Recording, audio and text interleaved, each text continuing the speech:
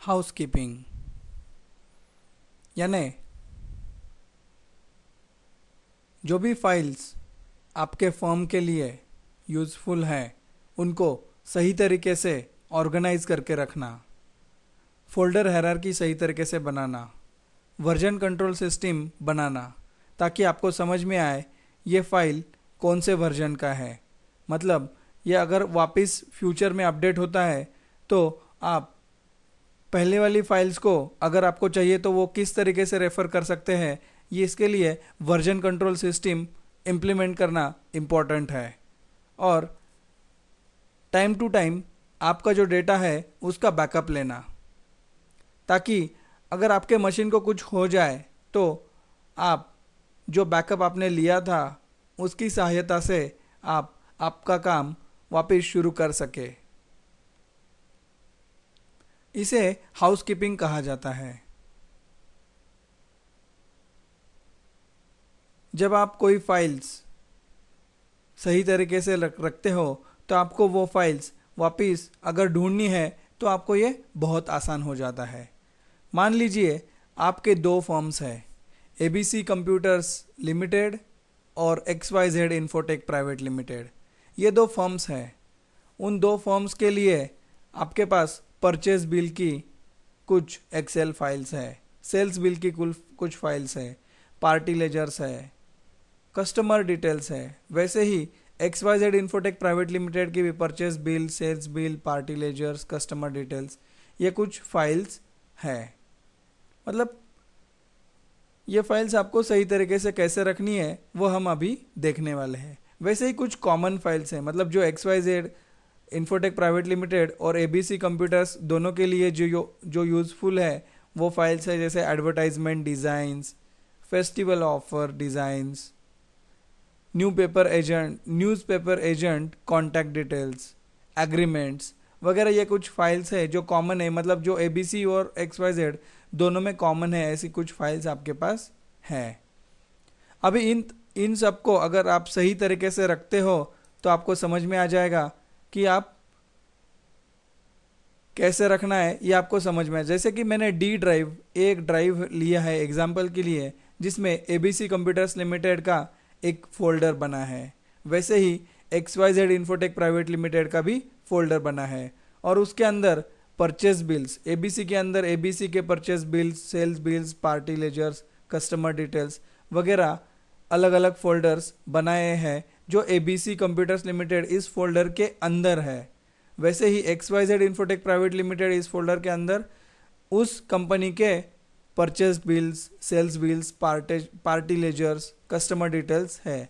और एक नया फोल्डर बनाया है कॉमन फाइल्स के लिए, जिसमें advertisement designs, festival offer designs, newspaper agent contact details और एग्रीमेंट्स। ऐसे कॉमन फाइल्स फोल्डर के अंदर ये अलग अलग फोल्डर्स हैं जिसके अंदर मेरे एक्चुअल फाइल्स इसके अंदर मैं रख सकता हूँ। अभी ये हो गया सिर्फ ऑर्गेनाइज स्ट्रक्चर। अभी हम वर्जन कंट्रोल कैसे इंप्लीमेंट करते हैं वो देखते हैं। मान लीजिए आपका फर्म का जो अकाउंटिंग है ये 2012-13 के लिए है, तो 11-12 की भी फाइल्स आपके पास रहेंगे, राइट? तो उनको भी आपको सही तरीके से स्टोर करके रखना पड़ेगा। तो यहाँ पे वर्जन कंट्रोल सिस्टम पिक्चर में आता है, यानी कि आपको वर्जन कंट्रोल सिस्टम यहाँ पे इम्प्लीमेंट करना पड़ेगा।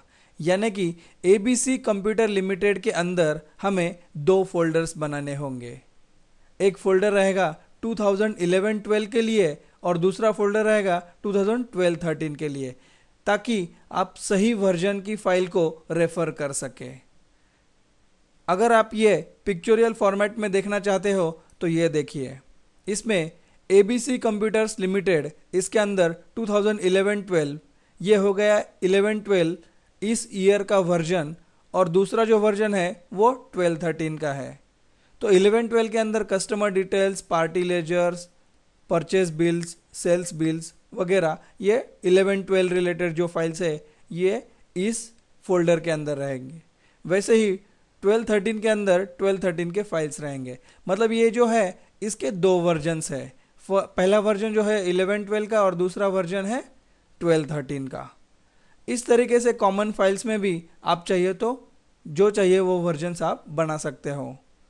और XYZ इन्फोटेक प्राइवेट लिमिटेड में 11-12 का वैसे ही जिस तरीके से ABC में है वैसे ही XYZ में भी आपने 2 वर्जन्स बनाए हैं। आपको चाहिए तो आप और वर्जन्स भी बना सकते हो और इसी को ही वर्जन कंट्रोल सिस्टम कहा जाता है। अगर आप ये सही तरीके से हाउसकीपिंग करते हो तो आपको इन्फॉर्मेशन ढूंढने में आसानी जाएगी, आपको कोई तकलीफ नहीं होगी और आपका फ्यूचर में डेटा आप सेफ रख सकते हो। अगर आपको चाहिए तो ये आप हर 15 दिन बाद या फिर हर 1 महीने बाद या फिर कभी कभी अगर डेटा बहुत ज़्यादा है तो हर हफ्ते में ये फाइल्स या फिर ये जो पूरा आपका जो डेटा है वो आप किसी पेन ड्राइव में कॉपी करके रखिए और उस पर लेबलिंग कीजिए कि ये जो डेटा है ये मैंने इस डेट को बैकअप लिया है और वो वापस यूज़ मत कीजिए, ताकि आपको जब फ्यूचर में कभी आपको उस डेटा की ज़रूरत पड़ेगी तो आप वो आसानी से उस पेन ड्राइव से वो डेटा निकाल सकते हो। आपको वायरस का डर नहीं रहेगा, आपको कोई डेटा थेफ्ट का डर नहीं रहेगा, आप वो सही तरीके से अगर रखते हो तो। और आपके कंप्यूटर को अगर कुछ हो भी जाए तो आपके पास वो डेटा पेन ड्राइव में रहेगा। वैसे ही आप अगर आपको चाहिए तो आप सीडीज़ भी बना सकते हो, सीडीज़ डीवीडीज़ में भी आप बैकअप ले सकते हो। इसे ही हाउसकीपिंग कहा जाता है। ये हर फर्म के लिए बहुत इंपॉर्टेंट है, हर बिजनेस के लिए बहुत इंपॉर्टेंट है। इसका सही तरीके से अगर आप उपयोग करोगे तो आपको भविष्य में कोई भी दिक्कत नहीं आएगी। धन्यवाद।